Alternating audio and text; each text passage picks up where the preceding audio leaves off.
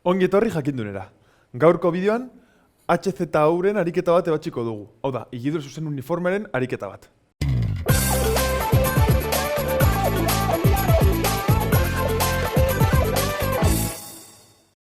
Ariketa honetan, bi higikari ditugu.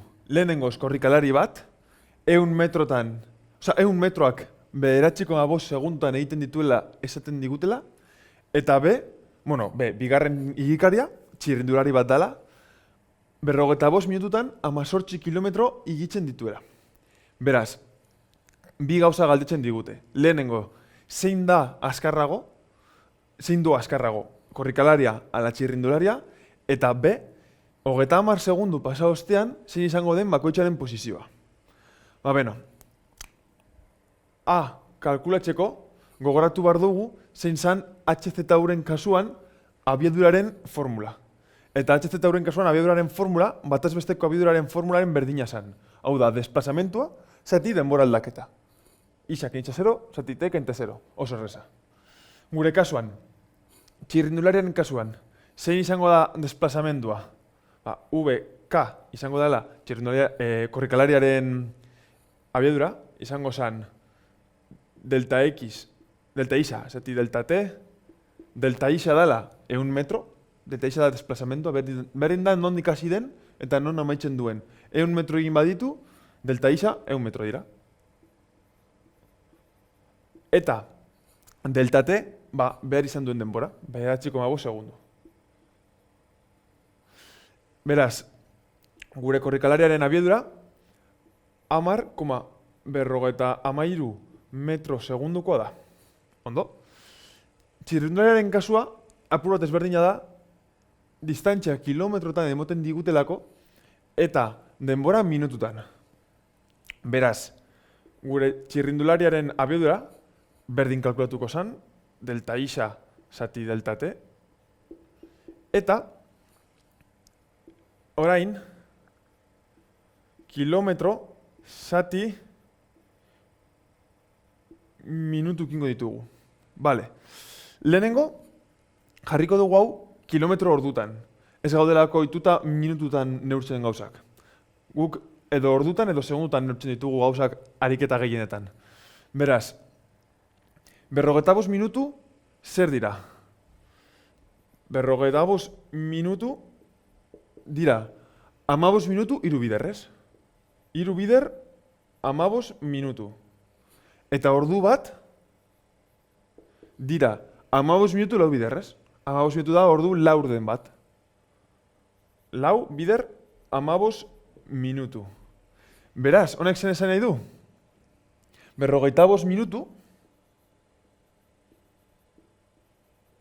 dala 3 zati 4 bider ordu bat. Eta 3 zati 4 da 0,75. Beraz, hau da 0,75 ordu. Kontu zeuki, ez da 0,45 ordu. Dira 0,75 ordu. Ordu bat 60 minutu direlako.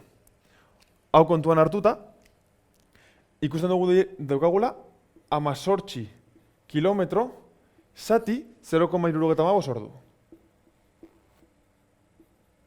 Ondik. Beraz, gure txirrindulariaren abiadura izango litzateke 24 kilometro ordutakoa.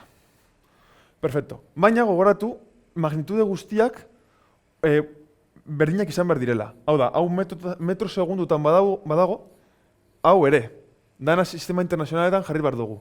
Beraz, 24 kilometro ordu zer da? 24 kilometro zati bat ordu. Ordu batetan, 24 kilometro egitea. Baina, biderkaketa. Baina gu badakigu, ordu bat direla 60 minutu. Beraz, bat ordu dira 60 minutu. Eta gu badakigu, minutu bat direla 60 segundo. Bat minutu direla 60 segundo. Eta, badakigu, kilometro bat direla 1000 metro. Bider. 1000 metro dela kilometro bat. Orduan, zatiketa egiterakoan, kilometro goian, kilometro bean, ordu goian, ordu bean, minutu goian, minutu bean, geratzen jaku, metro goian, segundu bean, behar gendun bezala. Eta izango litzateke ez, 24, V txirrindulari, izango litzateke 24, bider 1000, dala goian daukaguna, zati 60, bider 60. Eta hau da, justo 6,6 txapeltxo metro zati segundu. Edo 6,6 txapeltxo esan nahi du 6,66666. Beraz, jarri daikegu 6,6 zazpi metro zati segundu bezala. Eta ikusten duzuenez, betirako erabiltzeko trukoa, 60 bider 60, 60 bider 60 da 3600. Beraz, bat metro segundu, beti izango dira 3,6 kilometro ordu. Eukiko dugulako goian 1000 eta azpian 3600. Beraz, hau betirako gogartu behar dugu. Bat metro segundu dira 3,6 kilometro ordu. Beraz, zaten badugu, 5 metro segundutara badoiala zehozer, edo 5 kilometro ordura doala zehozer, 5 metro segundu handiago da 5 kilometro ordura baino. Beti gogoratu, metro segundu, kilometro ordu baino abiadura handiagoa da. Beraz, lortu dugu gure txirrindulariaren abiadura eta bagainkiagun gure korrikalariaren abiadura. Zirela, V korrikalari 10,53 metro segundu, eta V txirrindulari 6,6 zazpi metro zati segundu. Beraz, galdetzen digute, zein doa azkarrago? Ba, kasu honetan ikusten dugu korrikalaria, txirrindularia, baino azkarrago doala. Bere abiadura handiagoa dalako. Beraz, korrikalaria azkarrago. Vale, guazen orain B atalera. B atalean galdetzen digute, 30 minutu pasa ostean, 30 minutu, segundu parkatu pasa ostean, ze posiziotan egongo da bakoitza. Ongi, ba, hau egiteko, gogoratu behar dugu zein zan, HZ urako ikasi genduen beste formula. Dala, posizioaren formula, izaren formula. Kasu honetan, kasu bakoitzerako aplikatu behar dugu izaren formula. Korrikalariaren kasuan, isa K, izango dela korrikalariaren posizioa. Izango izateke isa 0, baina guk aukeratu aldugu nondik hasten den. Azken finean esaten digute soilik 30 segundu ibiltzen dela. Berdin da nondik hasi eta non amaitzen duen. Aukeratu daikegu hasten dela isa 0 bardin 0 metrotan. Eta gero, izango zen VK, bider, eta hau berdina. Tekente 0 da denbora aldaketa. Izango dela 30 segundu, bi kasuetan. Beraz, berdin jaku aukeratzea T0 bardin 0. 30 segundu, ken 0. Beraz, VK, bueno, hau, simplifikatuta, 0 kenduta, izango zen VK, bider, 30 segundu.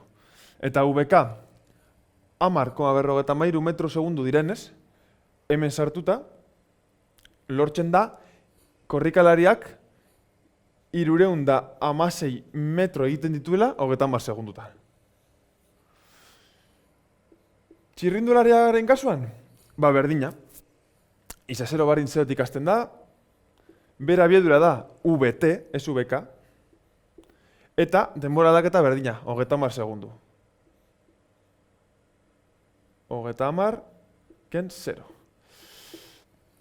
Eta hau zen bazan, txirrindulariaren abiadura, esan dugu, dela 6,6 zazpi metro segundutakoa. Beraz, 6,6 zazpi bider 30. Eta hau da, justo, iaia, 200 metro. Borobilduz 200 metro. Beraz, logikoa den bezala, korrikalaria txirrindularia baino azkarrago badoia, distantzia gehiago egingo du denbora berean. Eta beno, hau izan da guztia, espero dut ulertu izana, eta gogoratu, webgunean nahiz YouTubeen jarraitu jakindun.